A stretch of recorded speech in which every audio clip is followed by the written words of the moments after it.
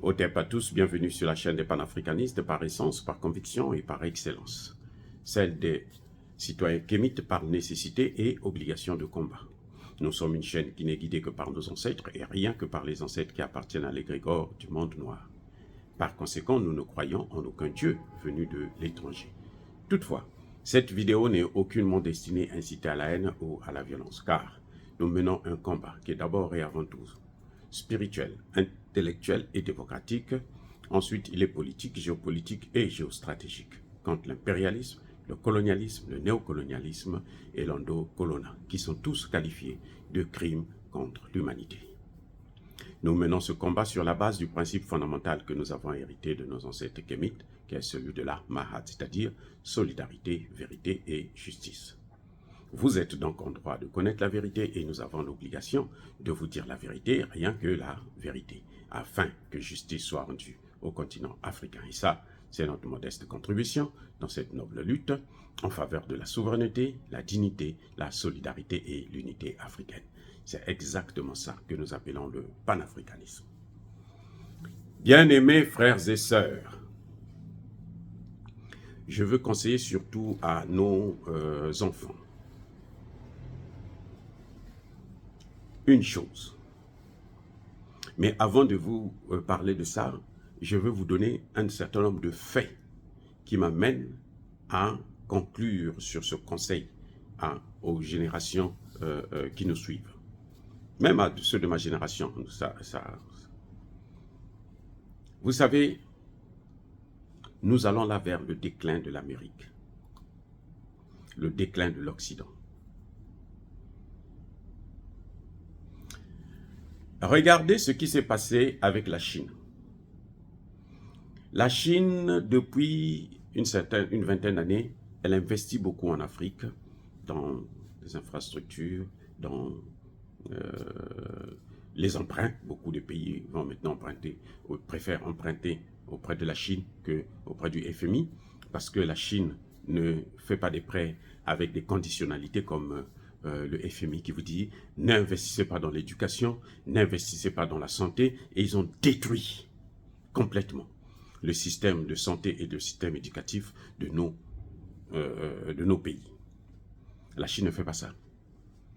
Mais depuis que la Chine est rentrée en Afrique, on parle de plus en plus du développement, de la puissance chinoise. L'économie chinoise est puissante. Depuis que la Chine a commencé à investir en Afrique, la Chine est devenue la plus grande puissance mondiale, économique du monde. Elle rivalise avec les États-Unis. Avant ça, non. Vous allez me dire que la Chine n'était pas dans le commerce international. Non. Regardez un peu les faits. Vous allez voir que c'est depuis qu'elle a commencé maintenant à investir en Afrique. Je ne dis pas que les Chinois sont mieux, mais en tout cas, ils sont mieux que les Occidentaux.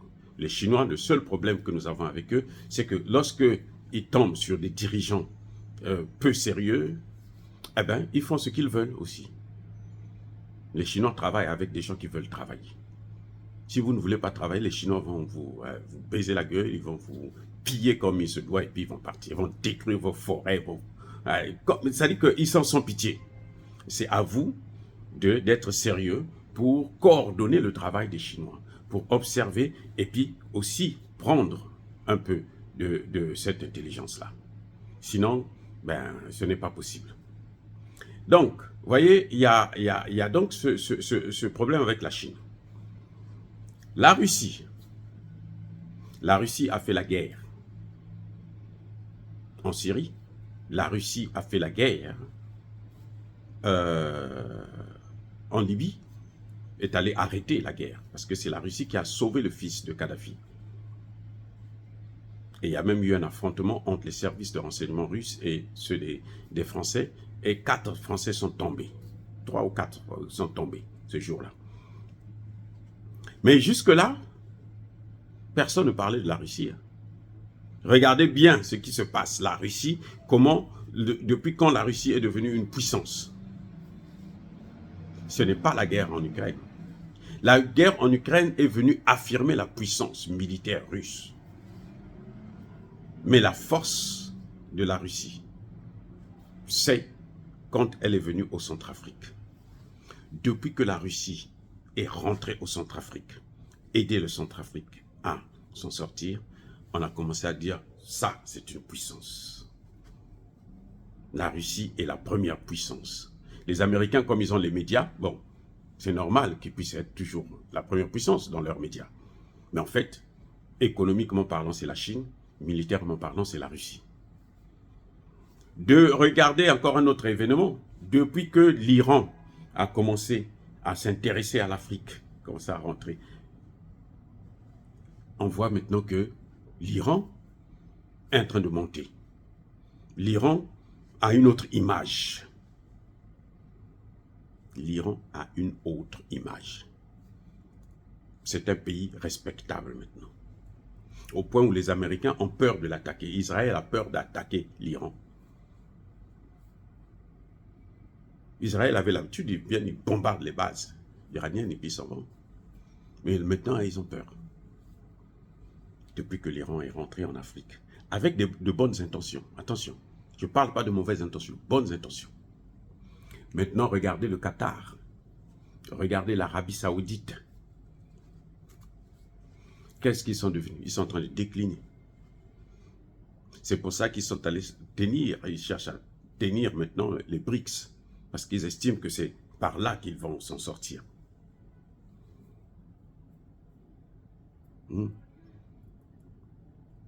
Regardez la France. Elle a pillé l'Afrique. Mais depuis un certain temps, c'est dans cette même Afrique qu'on est en train de détruire la France. On est en train de rendre la France, mais alors à son PPCM, qu'on appelait ça en mathématiques, son plus petit, comme un multiple, à son niveau le plus bas. La France, qui était la 7e puissance, est relayée 11e, bientôt 15e place. Et ça va continuer à partir. Les États-Unis, avant, quand ils venaient en Afrique, ils venaient avec des valises d'argent pour venir aider. Même si il y avait quelques moments où ils agissaient un peu. Depuis un certain temps, la politique américaine est basée seulement sur la destruction de l'Afrique. Sur le pillage, la tuerie, les crimes. On le voit au Soudan, au Congo démocratique, au Mali, au Burkina Faso, au Niger, au Tchad, un peu partout. Centrafrique, tout ça. Qu'est-ce qui est en train de se passer? Ils sont en train de décliner. Alors, comment se fait-il que ceux qui viennent en Afrique avec de bonnes intentions, ils sortent de là, ils sont renouvelés, ils ont une autre image. Mais ceux qui viennent avec des mauvaises intentions, on a réussi à dire, même le pétrole a commencé à finir. Ce n'est plus une puissance, l'Arabie Saoudite. C'est pour ça qu'ils vont vers les BRICS. C'est pour ça qu'ils quittent les États-Unis. Les mêmes États-Unis qu'ils ont financés pour venir faire la guerre en Libye. Et de la Libye, là, ils sont rentrés dans l'Afrique noire. Encore en Libye, c'est autre chose, en Afrique noire. Vous voyez, en Libye, là, personne n'a pu les arrêter.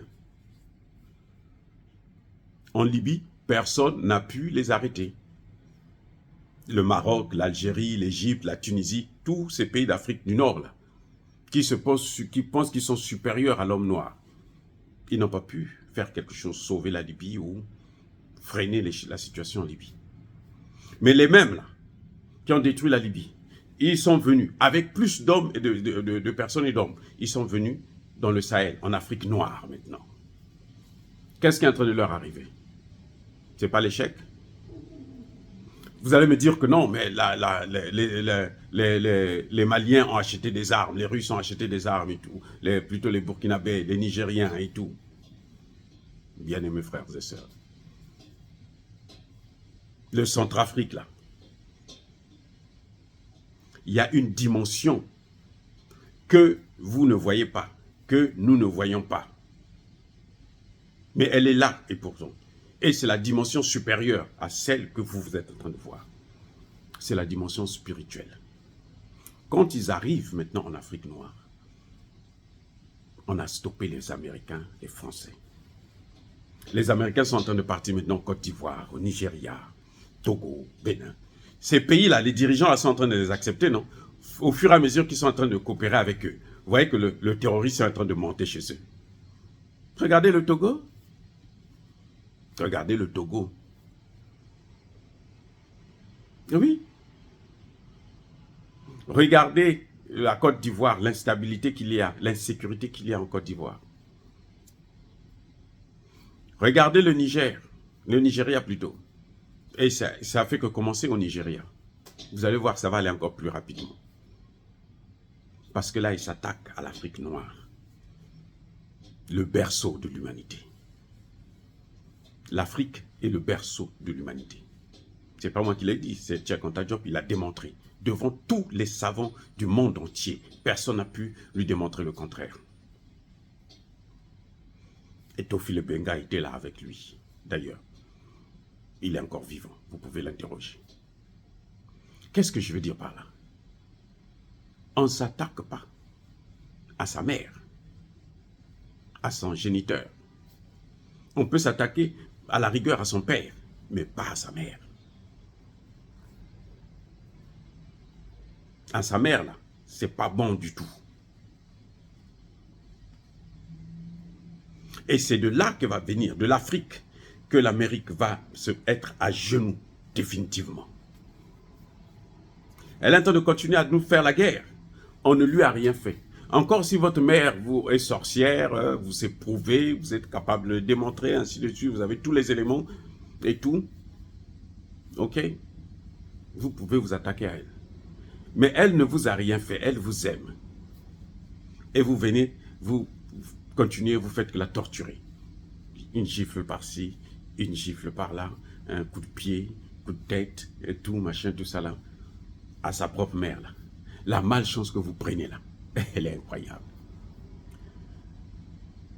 C'est ça le conseil que je voudrais donner à nos frères et sœurs, surtout nos cadets, nos enfants. Tant que votre mère ne vous a rien fait, ne vous attaquez jamais à elle. C'est un principe universel qui est clé. Elle vous a amené à la vie et vous vous attaquez à elle gratuitement. Comme les Américains, les Français, les, je ne sais pas, lesquels, venez vous les attaquer. Vous attaquez l'Afrique, qui ne vous a rien fait, le berceau de l'humanité. Mais vous allez terminer mal. Je dis, vous allez mal terminer.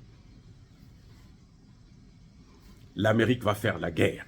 Là, elle est en train de vouloir faire la guerre, enfoncer la guerre au Congo démocratique. Si ce n'est pas Tshisekedi, quelqu'un d'autre viendra et va mettre l'ordre. Elle veut diviser le Soudan, l'Éthiopie. C'est quoi? On ne leur a rien fait. Nous sommes dans la misère. À cause de... Ils nous ont appauvris. On est là en train de subir cette misère-là. Maintenant, ils viennent, malgré la misère que eux, qu'ils ont engendrée chez nous, ils veulent maintenant, ils font que nous tuer un à un. Et vous pensez que Dieu qui nous a créés, qui a créé ce continent, qui a donné naissance aux autres races, ce Dieu-là va les regarder comme ça à vie? Ah, les amis, soyons sérieux, soyons sérieux. Vous allez me dire, mais pourquoi ça fait longtemps l'esclavage, la colonie? Non, le temps de Dieu n'est pas notre temps. Et puis d'ailleurs, regardez comment l'Afrique a toujours été gouvernée par des malpropres, des dirigeants, mais alors corrompus jusqu'à la moelle épinière. Comment on peut travailler avec ces gens-là? Il faut qu'on ait des vrais dirigeants. Quand on a des vrais dirigeants. Et puis, il faut qu'on ait un peuple qui comprend. Maintenant, de plus en plus, les populations africaines comprennent. Regardez, par exemple, vous allez, que ce soit au Congo, que ce soit au Tchad, que ce soit au Soudan, là où ils sont en train de se battre, les gens demandent à leurs dirigeants de faire appel à la Russie. Il y en a qui n'ont jamais vu la Russie, ne connaissent pas la Russie, ils ne savent même pas comment écrire Russie. Mais ils disent seulement, nous, on veut cela. Mais il y a un aspect spirituel dans tout ça. Et c'est cet aspect que je suis en train de vous démontrer, que je suis en train d'essayer de vous décortiquer. N'allez pas dans leur science, là, leur science économique, juridique et tout. Regardez, ils nous ont amené la démocratie, non? Vous voyez pas que ça échoue? La démocratie, là, c'est un échec, la démocratie en Afrique. C'est un échec. Au Nigeria, là, Tinubu a triché. Ce sont les Américains qui l'ont placé là. En Côte d'Ivoire, c'est pareil. Au Sénégal, il n'y a pas la démocratie. Parce que ça ne vient pas de Dieu. Ils écrivent des choses, ils nous imposent ça. Ben, voilà ce que ça donne. Rien du tout. Donc, parce qu'on n'avait pas eu des dirigeants sérieux. Regardez, depuis que nous sommes en train d'avoir des dirigeants sérieux au Mali, au Burkina, au Niger, même nous, ce que nous disons là, sur les réseaux sociaux, ils prennent ça, ils écoutent ça, et ils mettent en pratique. Ce qui est bon, ce qu'ils trouvent bon, parce qu'ils ont quand même l'esprit de discernement. Mais en tout cas, ce qui est certain, c'est que les dirigeants là nous écoutent. Mais il a dit quoi celui-là? Ah, il a dit ceci, ah bon? Mais qu'est-ce que vous pensez? Ils en discutent et tout, machin. Quand ils trouvent que c'est bon, ils mettent en application. Mais il y a beaucoup d'idées que nous avons développées. Et je ne suis pas le seul, nous sommes nombreux hein, à faire ce travail. Il y a beaucoup d'idées que nous développons sur les petits réseaux sociaux et tout. Nos leaders, là, comme ils sont sérieux, ils écoutent, ils suivent. Et voilà qu'ils sont en train d'avancer. Ça ne veut pas dire qu'il n'y a pas des attaques. Traoré vient de rater comment dirais-je, d'échapper à un coup d'État. Un assassinat carrément. On voulait en faire comme on a fait Thomas Sankara. Donc, il y a deux éléments qui sont là, qui faisaient à ce que, mais on ne pouvait pas avancer parce que, un, on n'avait pas aucun dirigeant sérieux en Afrique, aucun, sur l'ensemble du continent. Deux, les populations n'étaient pas conscientes. Or, maintenant, là, de plus en plus, les populations sont conscientes. Vous allez dans tous les pays africains, là.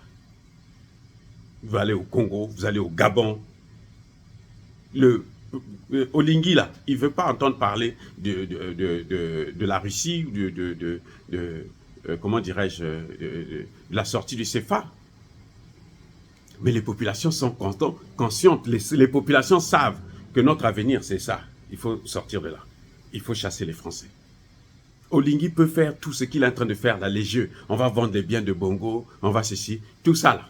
Les gens regardent seulement, on le regarde. Parce qu'ils ont peur. Le jour qu'il sera sérieux, vous allez voir comment le Gabon va éclairer, va illuminer. Regardez comment le Mali, le Burkina, ils ont quoi? Ils font quoi? Qu'est-ce que Assimi Goïta a changé de particulier? Qu'est-ce que Traoré a changé? Mais c'est la lumière de l'Afrique actuellement. Le Mali, le Burkina, le Niger. Et pourtant, ils n'ont rien fait. Hein. Il n'y a rien. Ils sont toujours dans le CFA. Ils sont sous embargo. Il y a la misère, il y a tout. Mais comme ils sont en symbiose avec le peuple, et ils suivent la même direction avec le peuple, vous voyez que la lumière est en train de jaillir de ces pays. Aujourd'hui, tous les jeunes Africains prient pour que eux, ils réussissent. Comme ça, les autres vont suivre la lumière. Parce qu'ils sont sérieux et la population a pris conscience plutôt. Donc, c'est ce qui manque dans certains pays. Mais au fur et à mesure que nous sommes en train d'avancer là, les pays sont en train de prendre conscience. Au Congo démocratique, les populations, qu'est-ce qu'ils disent? Chassez-nous la MONUSCO. On ne veut pas les voir. Oui. Mais on demande à Tshisekedi, va chez les Russes. Mais il ne veut pas. Comme il ne veut pas partir, vous voyez que ça continue, non? Et pourtant, il a des armes. Hein. Ça continue. On continue de tuer à l'Est. Le jour qu'il va comprendre que non, le peuple t'a demandé d'aller en Russie.